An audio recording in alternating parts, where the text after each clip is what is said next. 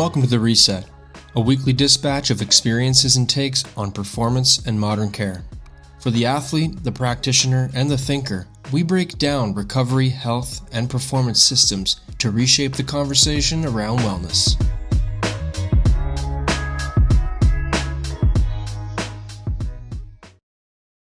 Welcome everybody to the Reset audio files. In today's episode, we'll be talking about healing and the reconnection over construction model. How our body responds to physical trauma through the connected systems approach, and how we can fast track our healing through reintegration of those systems. I hope you enjoy it. The Reset, Episode 24. Healing. Reconnection over construction. How our body responds to physical trauma through the connected systems approach, and how we can fast track our healing through reintegration of those systems.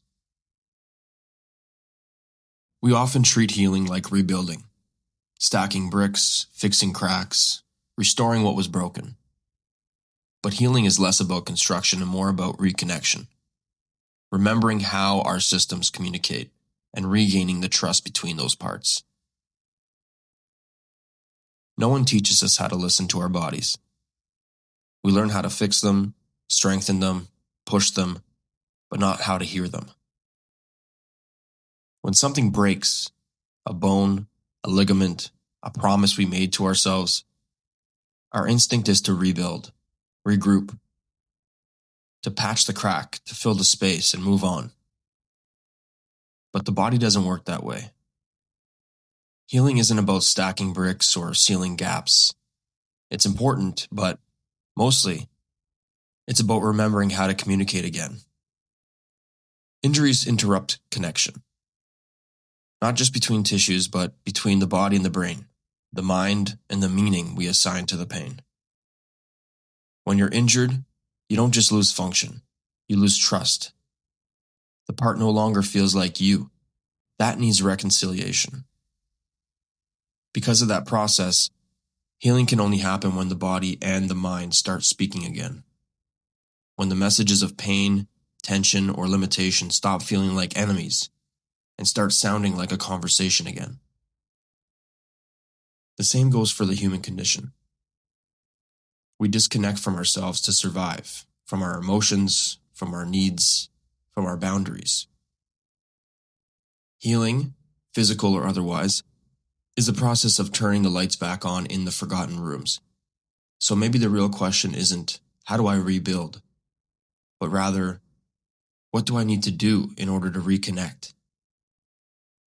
This post will help outline some integral parts of that process and highlight the path towards a more integrated system post-injury.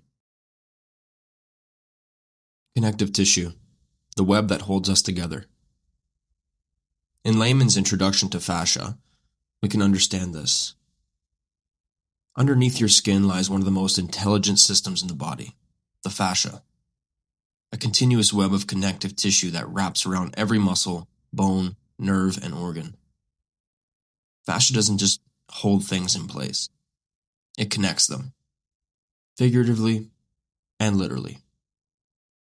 It's how one motion in your foot ripples through your entire hip up through your spine. How tension in your jaw can alter the way your spine organizes itself, and how your shoulder moves. It is the single most involved loop in the human body when it comes to movement and movement dysfunction and pain. When fascia is hydrated, mobile, and well integrated, movement feels fluid, easy, open. When it isn't, it simply isn't. When it's restricted from injury, overuse, or emotional stress, the entire system compensates. You move differently. You feel differently. It's what is most noticeable in all of my patients and athletes. And I can attest that without an optimally functioning fascial system, things start to break down. This is the architecture of healing, the body rebuilding communication pathways across its living web. When you mobilize fascia, you're not just improving range of motion, you're restoring coherence across the whole system.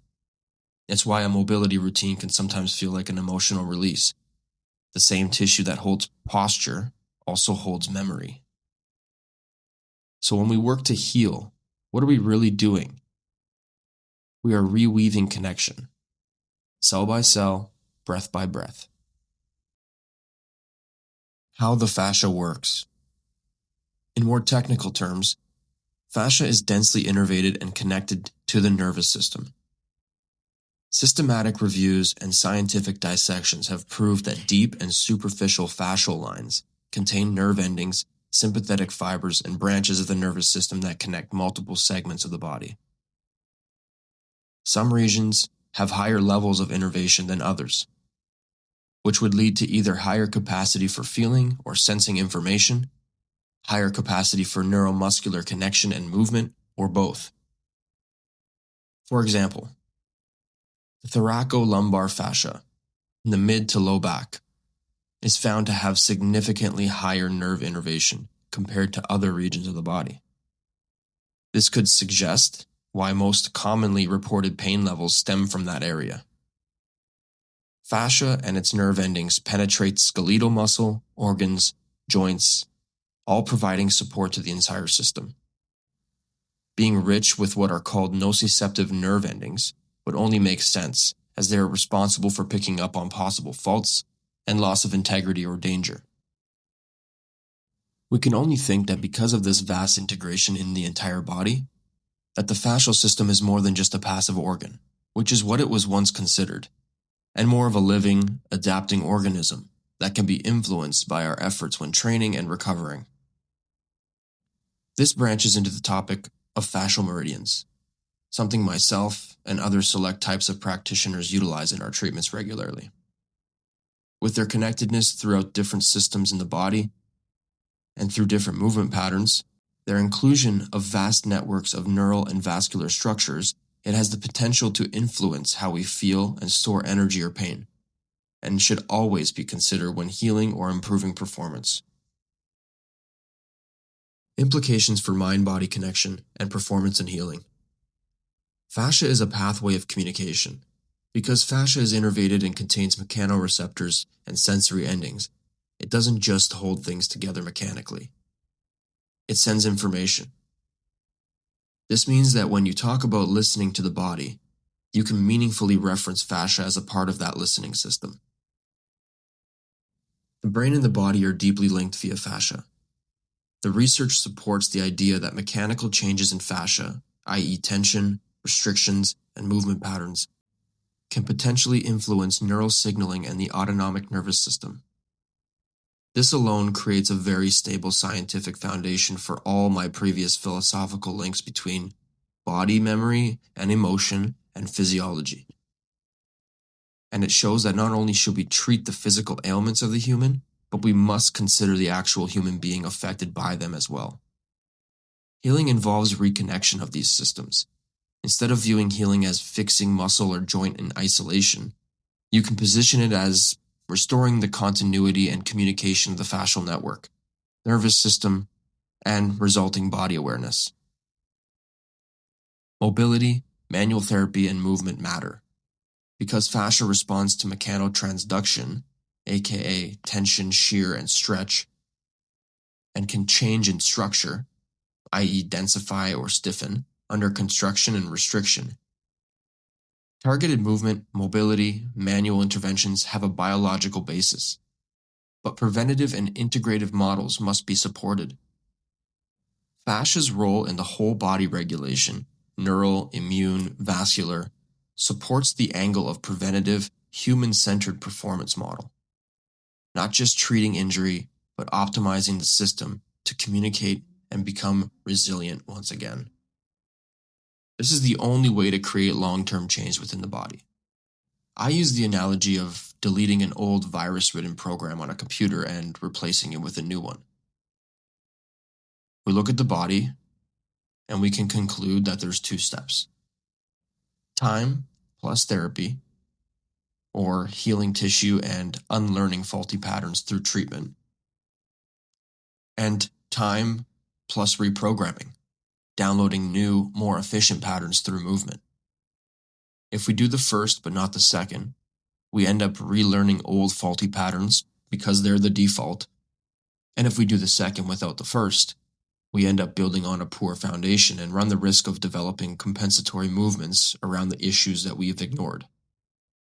One doesn't exist without a sufficient and healthy system. Wrapping up, let's put into practice the body line. This is an exercise that will help you reconnect with your body. Take 5 minutes. Stand barefoot. Breathe slowly and imagine a single line running from your heel, through your calves, thighs, spine, up to the crown of your head. Without moving much, sense that line. Visualize it. Notice where it feels clear and where it feels blocked or fuzzy or disconnected. You're not fixing anything, just reestablishing conversation. Each time you revisit this practice, the line becomes more alive, more highlighted, more outlined, more visible. That's how reconnection begins, not through control, but through awareness. This is by no means the extent of your practice when it comes to reconnecting to your body, but it's a start. I use this myself, and when I have patients dealing with a lot in their lives come to see me, I tend to resort to the connectivity of the body and the brain via controlled inhalation and grounding techniques. There's no hope for my work to stick long term if I do not have somewhat of a neutral base to work from. This helps them, and it helps me. In health and performance, Alex.